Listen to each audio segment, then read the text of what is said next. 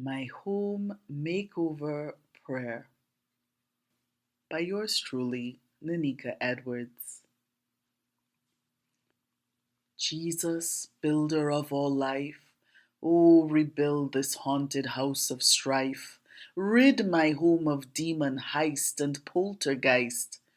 My heart is a haunted, ghostly place, but build a cottage within of grace. Please build me a mansion of twinkling stones, set with every diamond in your throne, set with pearls and ruby deep, with gem-crusted wisdom, joy in weep. Let your sunbeam glory flood each room. Sweep away cobweb, dust away doom.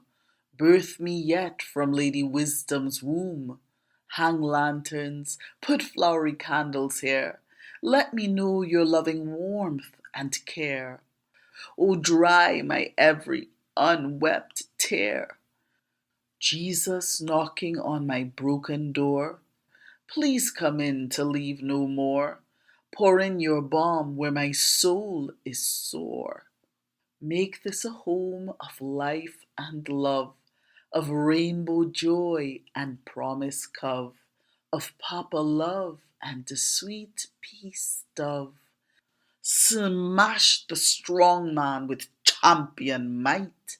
Evict him out into the night. Make my home a house of light, with starlit chandeliers twinkling bright. Let my life be home, sweet home. Make my heart to know shalom. A house can represent someone's life, just like in this poem. One parable of Jesus that beautifully illustrates this biblical symbolism is the parable of the two houses in the Bible. You can find it in Matthew chapter 7, verses 21 to 28.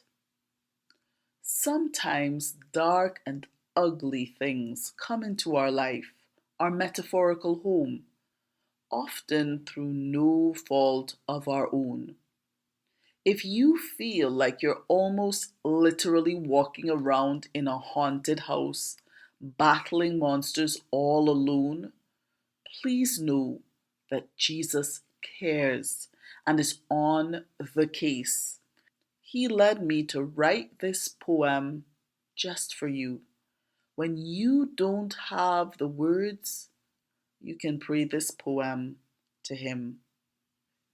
In the poem, the word cove represents covenant. To be honest, it was very difficult to find a rhyme for that spot, and this fit the best. And it was a perfect fit. You can read about the world's first rainbow in the Great Flood story, a true one, in Genesis chapter 9, verses 12 to 17 in the Bible.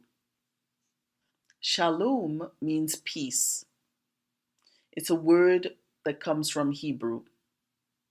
You can read about God's peace, that peace that passes all understanding, that peace that is from another dimension, in Philippians chapter 4, verses 6 to 7. You got it, in the Bible. You can learn about the strong man. And I strongly recommend that you do, because it's important to understand how the strong man fits into this poem and in real life. You can read what Jesus says about the strong man in Mark chapter 3, verses 26 to 27. Of course, in the Bible. Finally, the poem mentioned a particular Bible character known as Lady Wisdom. You can meet Lady Wisdom in Proverbs 8 and Proverbs 9, 1 to 6.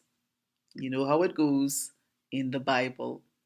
I recommend that you go see who she is. She's pretty smart, and if you love her, she'll love you back. She'll give you a lot of good advice, great counsel, and she'll show you the right path through life. Jesus is the King of Kings and the Lord of Lords. He sits on his throne above all other thrones. He is the mightiest among the mighty, infinitely mightier than anyone else. Whenever you find yourself in trouble, you can run to him. He is a shelter and he is a fortress. And I know because I have fought many battles, many dark battles. And when I was younger, I had to deal with darkness that I never invited into my life.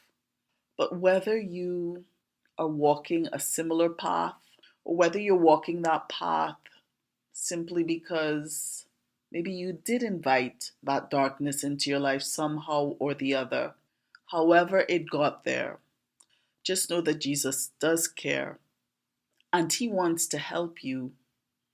If you feel as if you're living in a house of gloom, whether literal or metaphorical, Jesus, the Lord of glory, the God of glorious sun shimmer and sun glory, he created the light to govern and dominate the darkness. If you cry out to him, he will respond and he will chase the darkness. I hope that this poem encourages you and gives you hope, and just know that with Jesus there is always hope and there is always light at the end of a tunnel, no matter how long that tunnel may be. Everybody's battle is different.